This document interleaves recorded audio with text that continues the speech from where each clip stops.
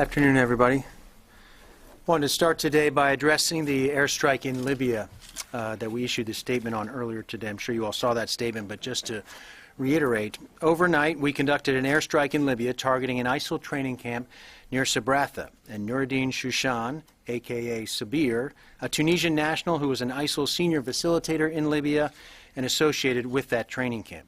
We took this action against Sabir in the training camp after determining that both he and the ISIL fighters at these facilities were planning external attacks on U.S. and other Western interests in the region. Of note, Sabir was named a suspect in the March 18, 2015 deadly attack on the Bardo Museum in Tunis and had facilitated the movement of potential ISIL-affiliated foreign fighters from Tunisia to Libya and on to other countries. This action is a clear demonstration of the Secretary's continued commitment to go after ISIL's metastases wherever they emerge. It is fully consistent with our broader campaign plan to counter ISIL and prevent any efforts to establish new safe havens. As you know, this is not the first time we have taken direct action in Libya or against other high-value ISIL targets, and it may not be the last. We will continue to target ISIL and its infrastructure wherever it exists, and when opportunities such as this emerge, we will exploit them. We will continue to work with and through our partners when possible as part of our overall counter-ISIL coalition effort. In this particular strike, the UK offered the use of its bases for our air assets. We appreciate their support and continued contributions from all of our coalition partners to destroy ISIL. And with that, I'd be happy to take your questions. Bob. Peter, could you tell us a bit more about this training camp? What kind of training was going on there, how long it had been established, and when you say they were planning external attacks, I think you said against U.S. interests. Can you be more specific about on that continent or somewhere else in Europe and the U.S.? Or? Bob, I'm not going to go into too many details in terms of the intelligence gathering, as you can imagine, but this was a facility that we'd had our eye on for some time, and we had determined that there were ISIL fighters and folks in training at this facility, and specifically that Shushan was associated with this facility in particular. And we saw that this, we believe that they posed a threat. What type of training were you talking about? Just like, can you describe it in any other way? I'm going to leave it, we saw them conducting training. We, again, had been watching it for some time, and Months or weeks? I'll say an order of weeks that we'd had eyes on this particular facility. Yes, Jim. Peter, without getting too specific about the what those Western and U.S. interests were, can you define U.S. interests? In other words, these apparently were not U.S. or maybe even Western targets, but they were interests. What does that mean? Jim, we have a national security interest in confronting the threat that ISIL poses, the metastasis of ISIL, as we've talked about. And we've shown a willingness to go after ISIL in Libya in the past, and we did so in this instance because we felt that, again, this group and this particular individual who had, as was named as a suspect previously in an attack in Tunisia, posed, again, a threat to Libya specifically, to interests in the region, and posed a national security threat to the United States. How so? We see ISIL, you can hear ISIL every single day, threatening the United States.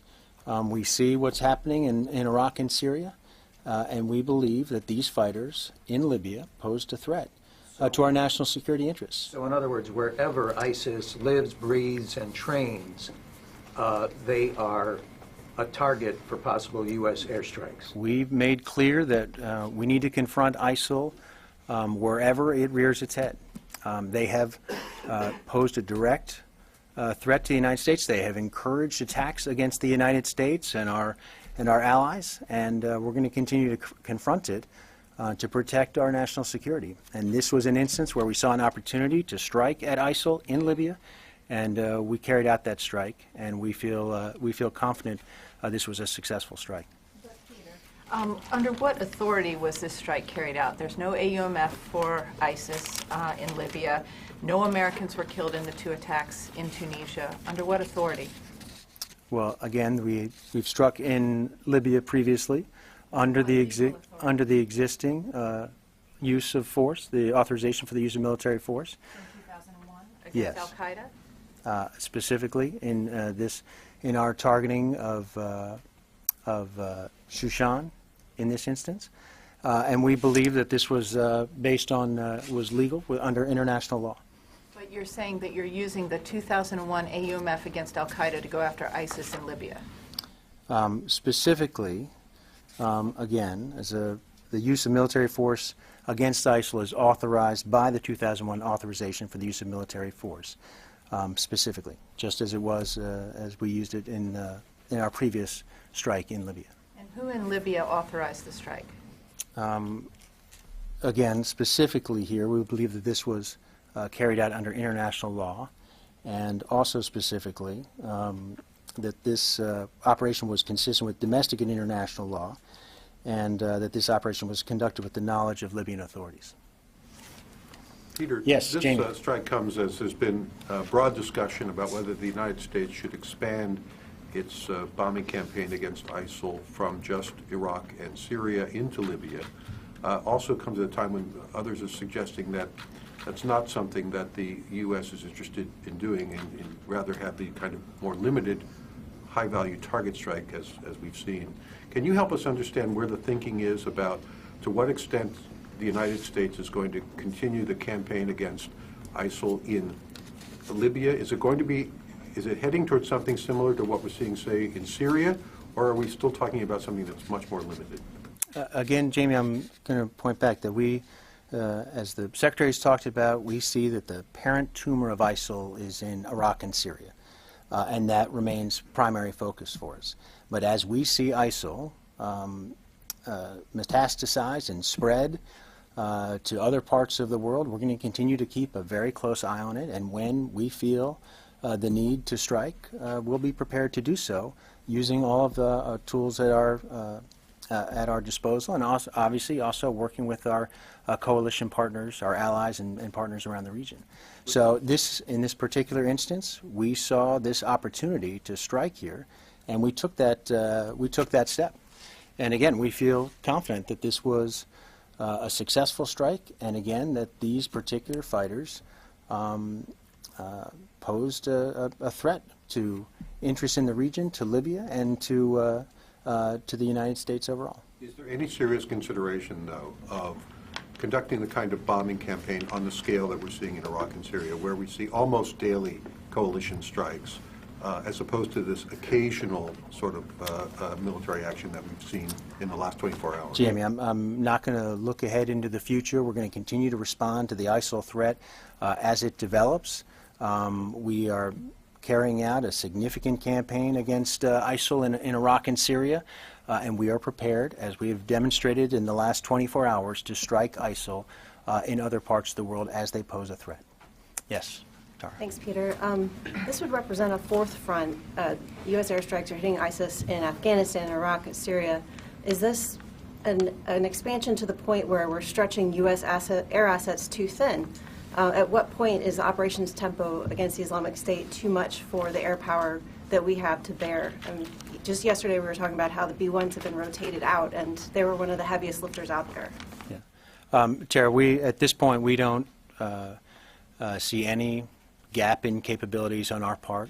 We have other coalition members who have offered additional contributions to the air campaign. You heard General Brown talk about that yesterday.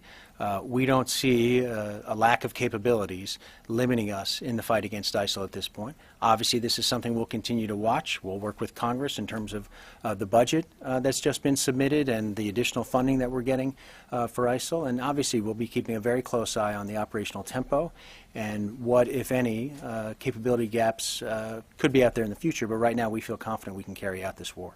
Just one clarification on the strikes. Could you confirm that there were F-15s that were used, and can you tell us, were they Italy-based or England-based? I'm not going to get into details. I can tell you that there were manned and unmanned aircraft involved in this effort. Kevin. Quickly, were there any other countries besides Brits and Americans involved?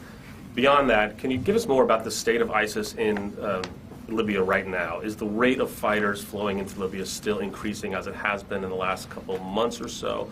And on this strike, put it in a bigger context of what's the significance of this fella who we hit, and the the rest of the impact of the strike itself? How many other fighters were there? The size of this camp? I mean, who is this person in the larger family tree of ISIS in Libya? Yeah, well, let me sort of tackle that first.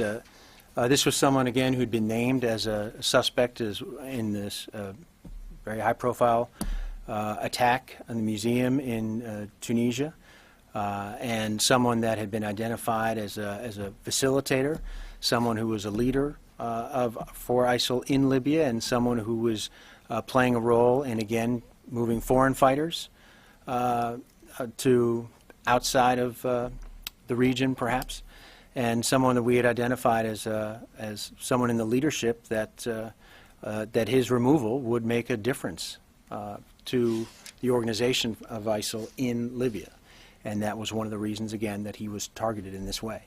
As for the bigger picture in Libya, we continue to monitor ISIL as a threat within Libya, the movement of fighters. I don't think anything's dramatically changed on that front from our perspective, but we are watching it very closely, as we've indicated for some time. And we will do that in conjunction with our partners in the region, who also have a sincere interest in making sure that ISIL is not able to establish more of a foothold in Libya than it already has, and we're going to continue to work to try and reduce the threat that Libya poses that ISIL poses in Libya and in other parts of the region. Other nations, with the French involved, they've had big interest in Libya. I'm not going to talk about other cooperation. We again appreciate the air bases that the UK offered up, and I'll say that there were other countries that supported this effort, and we appreciate their contributions. Nancy. I want to know if you could take the question about what aircraft were used. I'm not clear why we can't know when we've known about what kind of aircraft were used in past one, including the strike in November in Abu Nabil. So could you please take that question rather than say we can't know? I'll try and answer as best I can. I'll take it further, but one of the reasons we may not identify all the aircraft involved is, again, to help protect the safety and security of all those crews that may have been involved. So, why does it matter what kind of aircraft it is? I mean, as far as the safety of the crew. We're going to be very cautious here about maintaining the safety and security of our crews and doing everything we can to minimize them, provided the information I can. I'll take the question, but I'm not sure I'm going to be able to go further for that reason. I think it'd be better to get a clear answer on what it was if it's about protecting the crews than having people speculate, because that could put others in danger. So that would just be my offering. The other fair question point. I had was, who authorized the strike?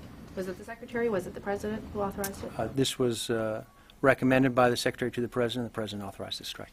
Back on the aircraft for a second, you said they were unmanned. They were unmanned and manned. Unmanned. What was their role? What kind of aircraft were involved in that? We're not talking about Jim, safety. I prefer not to get into the details of that. If we can provide more details, I will, but at this point, just characterize it again. Unmanned and manned aircraft. So, yes, Jim. Dear, I think you mentioned that the Libyan authorities had knowledge of the strike, but the government's very divided. Which authorities were notified? Again, Jim, just going to leave it that this was conducted again with the knowledge of Libyan authorities, and we believe this was consistent with domestic and international law. And just to follow that more broadly, I mean, clearly one of the limits in Libya is the lack of a ground partner there. Are you any closer to developing sort of either links with certain organizations or tribes in the country to provide some sort of a ground partner in operating in Libya? Let me just characterize it this way, that you've identified something that we've talked previously is a goal of ours to try and get a better sense of a very complicated picture in Libya. We're making efforts towards that end. We believe we've made some strides, some progress in that area, but it's going to continue to be a challenge for us and one we're trying to overcome as best we can, again, with a very complicated picture in Libya. Joe. To follow up on Kevin's question, how influential is ISIL in Libya? Do you have an estimate about the size of the group in whole Libya? Yeah, I know that there have been some estimates that have been put forward recently. Let me get back to you on the exact number. I don't have those at my fingertips right here, but I want to say just clearly we believe that ISIL is a threat in Libya, and we want to do everything we can, and I think the Secretary has talked about the glide slope for ISIL in Libya. We want to do everything we can to deter that glide slope, to alter that glide slope so they can't have the ability to gain a foothold in the country. And particularly as we continue to challenge them in Iraq and Syria, we do not want other safe havens to emerge for ISIL, and that this strike overnight is a reflection of that effort. Barbara. You said a couple of times, at one point you said these fighters at this camp posed a threat to the U.S. You didn't actually say U.S. interests, but you said posed a threat to the U.S. And then you said the operative that was killed was moving foreign fighters outside of the region. So if the camp posed a threat to the U.S. and he was moving foreign fighters outside of the region, it seems as though we should conclude from what you're saying, this camp and these fighters and ISIS in Libya has the capability to strike the U.S.? Is that correct? Because it's hard to see what else you could have meant when you say posed a threat to the U.S. and we're moving foreign fighters outside of the region. Barbara, this was a camp, again, with fighters, and ISIL has made clear that it itself has declared an interest in going after the United States and U.S. interests around the world. They've demonstrated that, a willingness to do that. We believe these fighters, this training facility, was part of that effort that posed a threat to, again, to the United States and to our Western interests, particularly in the region. We think, in all likelihood, that the immediate region was the area of most focus for these fighters. But that, again, we believe that this was a group that had ill intent on its mind. They were training to do harm, and we wanted to do what we can to end that effort as efficiently as we could. Let me just follow up, if I may. When you say the immediate region, two questions. Sure. Are you speaking solely of Tunisia, or when you say when the Pentagon says the immediate region, do you include Europe, Southern Europe, possibly? You know, Barbara, I can't go into all of our intelligence, but I think it's fair to say that we believe this group and this training facility posed a threat in the region and perhaps beyond in the short term, and as a result, we wanted to move quickly. So, in the short term, does that mean that you saw evidence, when you say that, are you telling us that there was evidence of something fairly imminent? And the bottom line is, can you tell us, does ISIS in Libya have the capability to stage an attack against the U.S., in the U.S.? Barbara, I think it's fair to say that we assessed that this facility, relatively new facility, but we've been watching the last few weeks, that we were able to strike this facility before they posed an even more significant threat. And so we acted quickly here to try and get out ahead, if you will. And I'm not going to get into exactly what their capabilities or motives were. We may be able to learn more over time, but we are confident that they did pose that they had ill intent on their mind, and that was the reason we targeted them in this way. I'm sorry, I didn't mean them in particular, Sure. but does ISIS in Libya have the capability, they may have the intent, do they today have the capability to strike in the United States or U.S. interests abroad?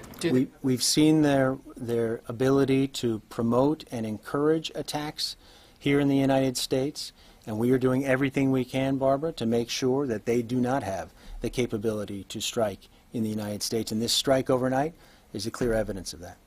Bill.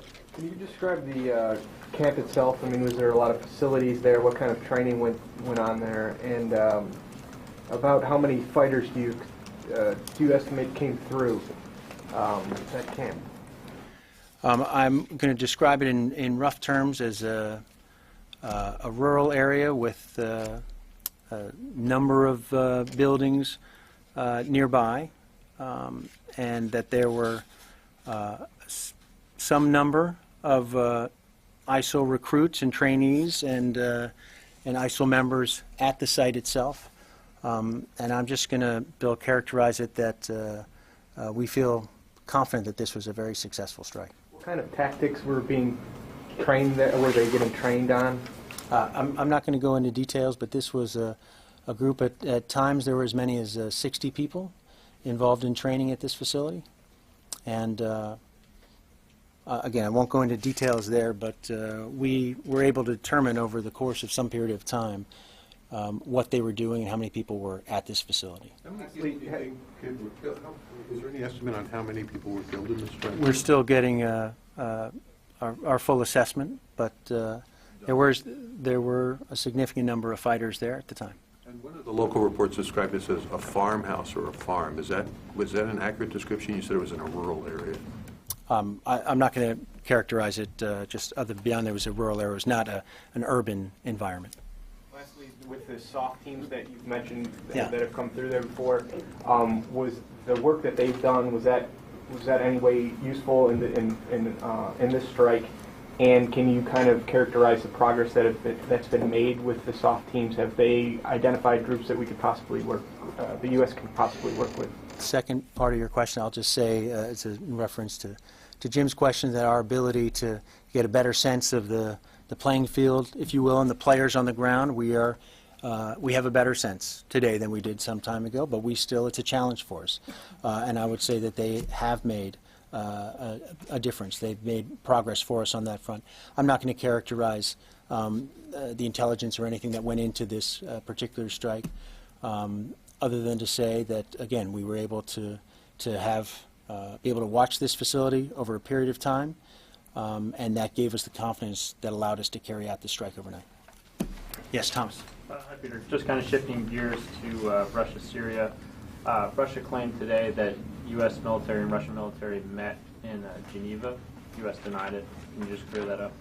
Yeah, this there's the co-chairs of the Munich discussions, as I think the State Department's pointed out, are the United States and Russia, and the meeting today ahead of the wider group meeting was U.S. diplomats and Russian diplomats, and we had military folks represented as well.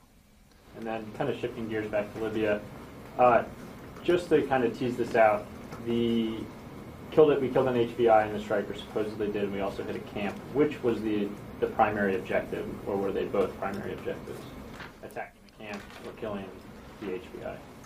I think, let me just say that at this point we feel good that both were taken out in this strike. And we feel specifically that this individual that was targeted, for the reasons I stated earlier, his past role is being identified as a suspect in the Bardo Museum, made him a particularly valuable target.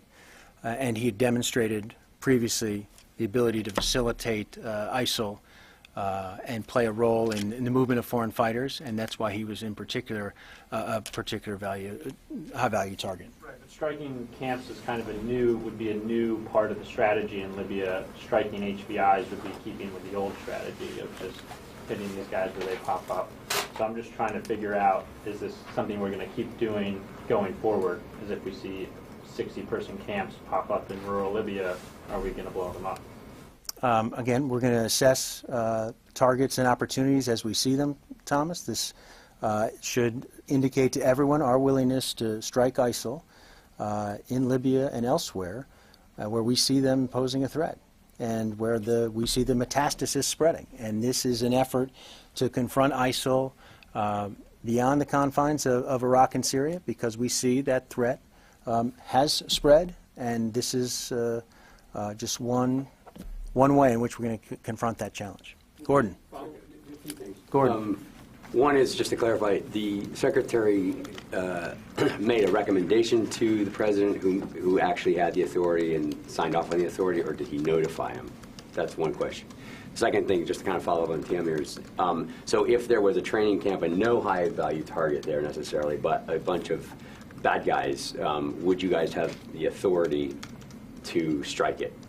And I have one other question. Your first point, again, the President approved this strike. That's President. This was the President's call. Again, we're going to be prepared to strike ISIL where we see those opportunities, and we believe we have the legal authorities to do it. And in this case, we feel we did. And then third thing, kind of related but different. Afghanistan, as you know, the authority came that you can legally strike against Islamic State targets in Afghanistan now. Forgive me if you've announced this somewhere and I've missed it, but can you guys say how many strikes you've made against ISIS targets in Afghanistan as you do in Iraq and Syria routinely? And if you don't know the answer, that's fine, but if you could take the question, because I think if you're going to start striking those guys there, then we should be able to have those numbers. I'll take the question and make clear to you that we would like to be as transparent as possible in our operations in Afghanistan and elsewhere. But I'll take the question specifically. Andrew. Peter, a few weeks or a couple months ago, there was a designation of the ISIS faction in Afghanistan that made it easier to make strikes on them there. I'm wondering, in the past several months, has there been any change in the authorities related to the ISIS faction in Libya that changes the whole process for approving a strike like this?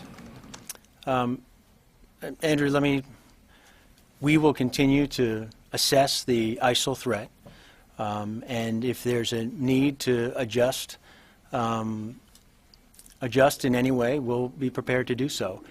And Has there been any adjustment that you can point to as a result, or are they legally considered the same ISIS as in Iraq and Syria? We again feel that we were able, Abu Nabil previously, and this attack we feel is consistent with the authorities we have and consistent with domestic and international law.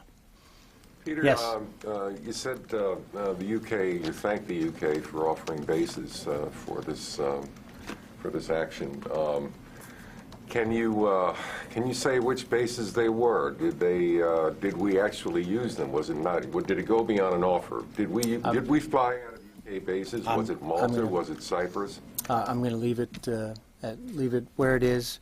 Again, we appreciate the UK's support for this effort. Yes. Thank you, Peter. I have two questions. What is the operational plan 5015 toward to North Korea, and does the United States have any preemptive strike against North Korea? You know our position well with regard to the defense of South Korea, our commitments to the defense of South Korea, and I'm just going to maintain you've heard from this podium many times, our ironclad commitment to the South Koreans. There should be no doubt in the mind of anyone on the Korean Peninsula or in the region about our willingness to stand with South Korea and our other allies in that region against the threat posed by North Korea. But now diplomatic option is now behind it, but the military option will... The Department of Defense, our role will be to continue to maintain the strength of our alliance, our commitment to our alliance partner, South Korea, and also to our other allies and partners in the region. And we will continue to be ready, as the Secretary has talked about, ready to fight tonight with the hope that we never have to. But we have to respond, along with our alliance partner, to the challenges and the provocations that we've seen from North Korea, and we'll continue to do so. Carla. Just a quick follow-up on Gordon. Does the Pentagon plan on releasing all of the strikes that it conducts in Libya to the public? We've just shared this one with you. We will continue to share with you and be as transparent as we can about the strikes we're conducting. And we're going to do so in trying to maintain operational security and trying to make sure that when we do so, that we aren't preventing ourselves from being able to conduct additional effective action against ISIL in the future. And those are the things we have to balance and weigh. We'll continue to do that. And elsewhere in Africa, Boko Haram has pledged its allegiance to the Islamic State. With the recent strikes in Libya, is that going to affect the U.S. role against Boko Haram? Are they going to be more involved in that? We continue to assess the threat posed by Boko Haram with our partners in Africa. And I think, again, we will continue to watch carefully any group that chooses to affiliate itself with ISIL, as you would expect us to. We see the potential threat from ISIL spreading beyond Iraq and Syria. We've seen that for some time, and we're keeping pace with that threat. And I think, again, the overnight action should be a reflection of that. Jennifer. Just to clarify, Peter, how many airstrikes were there, how many bombs were dropped, and how many training bases do you assess there are in Libya right now for ISIS? First off, again, as in our parlance, we'll consider this an airstrike, but they were, again, unmanned and manned aircraft involved. I'm not going to get into the details of ordnance and that sort of thing. And we do believe that there are other training camps in Libya similar to this, and we're going to continue to monitor those carefully. And when we see opportunities or the need to take this kind of action, we will be prepared to do so, because we want to prevent, once again, ISIL from being able to gain a foothold in Libya and prevent them from gaining a foothold anywhere else. Yes, and then I've got, I'll take three more and then I got to run. Thank you. Tara, you're first. Since yesterday or this morning's strike was conducted under the 2001 authorization, does the Pentagon even need a new AUMF anymore? Is there any point to Congress negotiating a new AUMF if all of these expanded strikes can be covered under the 2001 vote? Yeah, I think the Secretary has made this point previously that obviously we feel like we have the legal authorities to carry these out, but another authorization in the use of military force along the lines of what the President proposed some time back, he thinks would be constructive, would be helpful, and if nothing else, would be an indication of support from the Congress on behalf of the American people for our troops who are carrying out this very important mission. But beyond the symbolic show of support, is there any legal authority that you currently lack that you would need from Congress right now in order to carry out this expanded war against the Islamic State? We feel we have the existing legal authorities we need, but again, if Congress were to move forward with an authorization for the use of military force along the lines that the Secretary and the President have mentioned previously, the Secretary believes that that would be a positive step. Can you update us on what's going on with the cessation of hostilities agreement? It was a week ago that the agreement was announced. The expectation was that within a week, as soon as a week, there could be a cessation of hostilities in Syria. What's the status of that? When should we look for something to come out of that? I'm chuckling only because I said three questions. I was going right to Kevin, and you snuck right in there, Jamie. It was very, very expertly done. I grant you, it is an important question. And it's also a question that, at this point, from our vantage point here, these talks are taking place in Geneva, being led by our State Department colleagues. My understanding is that the conversations are continuing. And I'm going to defer to them in terms of characterizing exactly where things stand. But the fact that the conversations are continuing and that there is still the prospect for a cessation of hostilities, we think is a good thing, given in particular the humanitarian situation that's playing out in Syria. But I don't have a particular update from here. I think best to get that vantage point from Geneva and from my colleagues at the State Department. It's not going into effect today. Again, I'll leave it to the folks who are negotiating the agreement. Negotiating the terms of the ceasefire, and that includes, top diplomats from the State Department who are leading that effort. So let me go back. I'll go Kevin and then Barbara. On Congress, yesterday House Speaker Ryan put out a statement blasting the Pentagon for not sending the president's ISIL plan. Have you sent the plan yet? Are you planning to send the plan? Why haven't you sent the plan? What's your reaction to the charge that there is no plan? Yeah, we continue to work with Congress on this particular request that was spelled out. There was a short time window to get this plan completed. It requires coordination. It's not just a Department of Defense plan, but the plan also needs to be, there's a State Department component to it. So we continue to work with Congress on trying to respond to this particular request as quickly and as efficiently as possible, giving them the answers that they want. In the meantime, I think, Kevin, you and others in this room know full well that the Secretary and this Department has been very public about our campaign plan to take on ISIL in Iraq and Syria, to deal with the metastasis of ISIL, and to do our part working within the interagency to protect the homeland. I think any anyone who's followed the Secretary in his travels over the last few weeks should have a very clear understanding of what it is we're doing to try and deliver a lasting defeat to ISIL, in particular in Iraq and Syria first. But again, we'll do everything we can to work with Congress to try and satisfy this request. Barbara. Very briefly, go back over one more point. You mentioned that you would continue to do strikes in Libya where you see the opportunity and the need.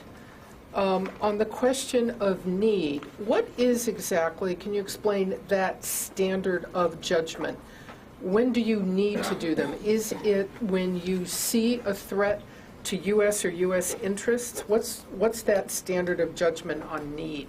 We're acting here, Barbara, as we did overnight, out of concern for U.S. national security, security of our partners and allies in the region, and because we want to confront ISIL wherever it pops up.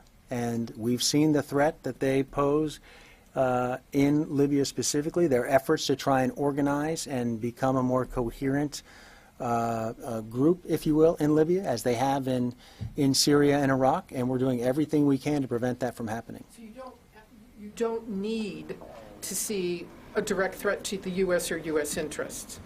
We're going to continue working with our partners, and obviously the ultimate concern here is the threat is our U.S. national security interests, both a threat to the homeland and our threat to our interests around the world. And ISIL poses a threat, and we've seen that. We've seen that demonstrated firsthand in Iraq and Syria. We've seen that demonstrated in Libya. And we're going to do everything we can to prevent the group from gaining traction, gaining a foothold, gaining momentum. And this, again, this effort overnight should be a direct reflection of our concern about ISIL and our willingness to take them on wherever they may be. Thanks, everybody. Thank you. Yes, okay. The Chinese, the missiles that were deployed in the Paracels at Woody Island, the Chinese have said that they've had missiles there in the past. Does that square with your understanding of the situation there? And then with the missiles there now, does that in any way alter your planning in terms of choosing locations or how you execute freedom of navigation or flights in the future?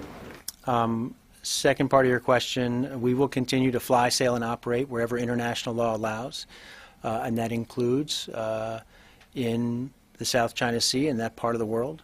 It does not alter our own operations, and it will not.